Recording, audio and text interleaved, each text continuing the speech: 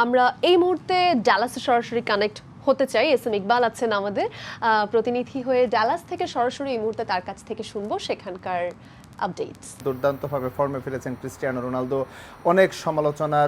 অনেক সমালোচকদের মুখ বন্ধ করে দিয়েছেন। পর্তুগাল দুর্দান্ত জয় পেয়েছে, প্রথম জয় পেয়েছে বিশ্বকাপের। তবে সব কিছু ছাপিয়ে আজকের দিনের বলতে হয় যে আলোচিত ম্যাচটি ছিল ঘানা এবং ইংল্যান্ডের মধ্যকার ম্যাচটি। ইংল্যান্ড এবারে বিশ্বকাপ যেভাবে শুরু করেছিল ক্রোয়েশিয়াকে একেবারে 4-2 গোলে উড়িয়ে দিয়ে তারা এসে ঘানার বিপক্ষে যে হোঁচট খাবে এটা আসলে অনেকের কাছে অপ্রত্যাশিত ছিল। কারণ এবারের ইংল্যান্ড দলটাকে বলা হচ্ছে এইবারের টুর্নামেন্টের অর্থাৎ বিশ্বকাপের অন্যতম ফেভারিট দল। অ্যাপার্ট যদি হচ্ছে আপনার ব্রাজিল, আর্জেন্টিনা বা নেদারল্যান্ডস বা হচ্ছে জার্মানি বা ইংল্যান্ডের কথা যদি বলি, তারা হচ্ছে একেবারে নেক টু নেক দল। সুতরাং এই ইংল্যান্ড বিশ্বকাপে দুর্দান্ত শুরুর পর ঘানার সঙ্গে হোঁচট খাবে এটা হচ্ছে অনেকের কাছে অপ্রত্যাশিত ছিল।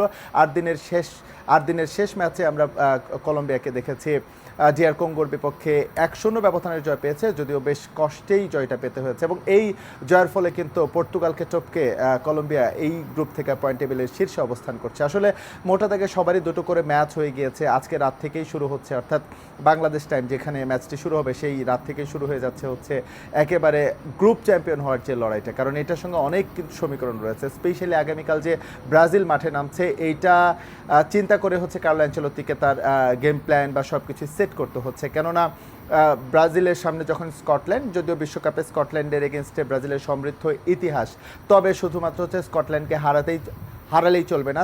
একই সঙ্গে ভাবনায় রাখতে হবে যে গোল ব্যবধান। কারণ ব্রাজিল যদি এই গ্রুপ থেকে কোনোভাবে যদি গ্রুপ রানার্স আপ হয়ে যায়, মরক্কো যদি গ্রুপ চ্যাম্পিয়ন হয়ে যায়, তাহলে রাউন্ড অফ 32 অর্থাৎ নকআউট ফেজে ব্রাজিলকে কিন্তু সামলাতে হবে নেদারল্যান্ডসের মতো কঠিন প্রতিপক্ষকে, যারা এবারের বিশ্বকাপে সবচেয়ে ভালো পারফরমেন্সটা উপহার দিয়েছে। যদিও জাপানের বিপক্ষে তাদের শুরুটা হয়েছিল ড্র দিয়ে।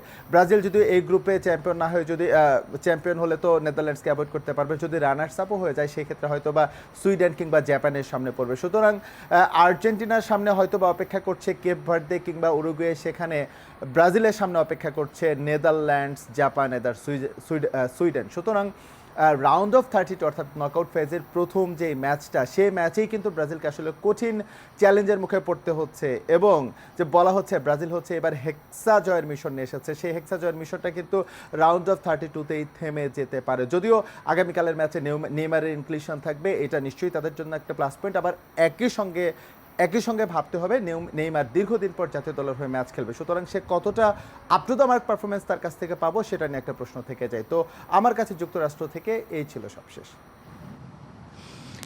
Thank you. ওয়েল, ওভারঅল একটা আপডেটস তিনি দিলেন, যেটি আসলে বলছিলেন যে পর্তুগালের যে জয় নিয়ে আমরা কথা বলছিলাম, রোনালদোর গোল এবং অন্যান্য গোল নিয়ে কথা বলছিলাম, যেখানে মেন্ডেজের গোল নিয়ে কথা বলছিলাম যে ফুল ক্রিক এবং ফ্রি কিক। রাফায়েল লেওয়ের গোলটা কেমন দেখেছেন সেটা একটু জানতে চাই। এক্সেলেন্ট সবগুলো গোল, যেটা আমি বললাম যে আপনি প্রত্যেকটা গোলই কিন্তু আপনি ইন্ডিভিজুয়াল স্কিল এখানে জড়িত ছিল, কিন্তু সেই সঙ্গে কিন্তু আপনার টিম ম্যান হিসেবে, টিম গেম হিসেবে কিন্তু সেই গোলটাও কিন্তু রোনালদোর পায়ে আসলে দেওয়া হয়েছিল, বাট অপোনেন্টের পায়ে লেগে সেটা প্রথম গোলটা কিন্তু আপনি রোনালদোর ইন্ডিভিজুয়াল, প্রথম গোলটা রোনালদো যেটা করেছেন সেটা কিন্তু তার ইন্ডিভিজুয়াল স্কিল দিয়ে এসেছে। তিনি জানেন যে পজিশন সেন্সটা কোথায় থাকতে হবে একজন স্ট্রাইকারের বা আপনার গোল গেটারের, সেখান থেকে তিনি শুটটা নিয়েছেন। আর পরের যে গোলটা নিয়েছেন সেটা কিন্তু থ্রু পাস বাড়িয়েছিলেন ব্রুনো ফার্নান্দেজ, এবং সেই শট মানে এখান থেকে যে পাসটা আসছে সেটা রোনালদো একটু অ্যান্টিসিপেট করতে পেরেছিলেন আগে। হয় কি নীল, আপনি এই ধরনের খেলায় বা আপনি ইন্টারন্যাশনাল ফুটবলে আপনাকে অ্যান্টিসিপেট করতে হবে আগে যে আমার প্লেয়ার এই জায়গায় বল যাচ্ছে এবং আমাকে এই জায়গায় বলটা দিবে, একটা ছকের মধ্যে গিয়ে সেরকমভাবে খেলতে হবে। এবং সেই ছকটা পারফেক্ট করার জন্য আপনাকে যে কাজটুকু করতে হবে যে আপনাকে একটু আগে চিন্তা করতে হবে যে এখানেই আসবে শটটা, এবং সেই কারণে নিজের জায়গাটুকু ক্রিয়েট করে নেওয়ার বিষয়টা অনেকটা মাইন্ড গেম, যে আসলে it's like they are talking কিছুটা তো অবশ্যই।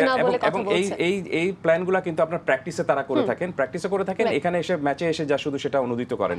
একদমই তাই। এবং যেটি হচ্ছে আমরা কথা বলছিলাম পর্তুগালের, সেটি ওয়ার্ল্ড কাপের ফার্স্ট জয়ের আগে ড্র করে 1 পয়েন্ট ছিল, এখন 4 পয়েন্ট নিয়ে গ্রুপ টপে অবস্থান করছিল। বাট আফটার কলম্বিয়াস উইন, কলম্বিয়া এখন 6 পয়েন্ট নিয়ে দ্যাট মিন্স কলম্বিয়া অলরেডি উপরে থ্রু। আছে। হ্যাঁ, টপে আছে। নেক্সট ম্যাচে এই দুটো দল মুখোমুখি হবে। কলম্বিয়া গ্রুপ টপে অবস্থান করছে এবং পর্তুগাল সেকেন্ড।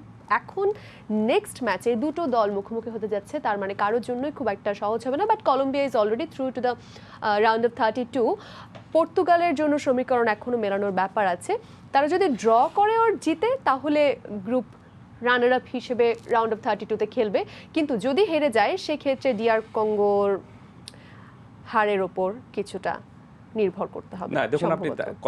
পর্তুগালের জন্য এই ম্যাচটা কঠিন হবে, কারণটা হলো যে কলম্বিয়া অলরেডি থ্রু, সো তারা এখন দ্বিতীয় রাউন্ড নিয়ে চিন্তাটুকু করবে। তাদের সামনে একটাই চিন্তা, যে সেটা হলো যে আমরা যদি গ্রুপ রানার চ্যাম্পিয়ন হয়ে যেতে পারি তাহলে হয়তো পরের রাউন্ডে কম শক্তিশালী একটা দলকে পাবো। এটা গেল তাদের একটা বিষয়। তাদের কোয়ালিফাইড হওয়ার কোনো কিছু নাই। পর্তুগালের কিন্তু এখন পর্যন্ত কোয়ালিফাইড হওয়ার বিষয়টা রয়েছে, কারণটা হলো যে তারা যদি ড্র করে তাহলেই যেতে পারবে, হারলেও তারপরেও যেতে পারবে। কারণটা হলো যে 5টি গোল দিয়ে কিন্তু গোল ডিফারেন্সটাও একটা ব্যাপার গোল করছে। ডিফারেন্স একটা হয়ে গেছে, কিন্তু গোল ডিফারেন্সের আগে চিন্তা করতে হবে যে আপনি হেড টু হেড আগে মানে আপনার চেক করা হবে। এবারের ফিফার নিয়ম অনুযায়ী আপনাকে গোল ডিফারেন্সের আগে পয়েন্ট যদি সমান থাকে তাহলে দেখতে হবে যে দুই দলের মধ্যে আপনি খেলার রেজাল্টটা কি ছিল। সেটা যদি আপনি সমান থাকে বা ড্র থাকে তখন আপনাকে যেতে হবে হেড টু হেডের মধ্যে। ওয়েল সেটা পরের বিষয়, বাট পর্তুগাল যে ফর্মে ফিরেছে বা যেভাবে আজ এই ম্যাচটা খেলেছে তাতে আমার মনে হচ্ছে যে কলম্বিয়ার বিরুদ্ধে তাদের ড্রর চিন্তা না করে জেতার চিন্তাটা করা উচিত, কারণ জিতলে তখন তারা আপনার গ্রুপ চ্যাম্পিয়ন হিসেবে পরের রাউন্ডে যাবে। কলম্বিয়া কিন্তু একটু প্রেসার ছাড়া খেলবে, অন্যদিকে পর্তুগাল কিন্তু প্যাশন দিয়ে খেলবে, because they have to win or draw।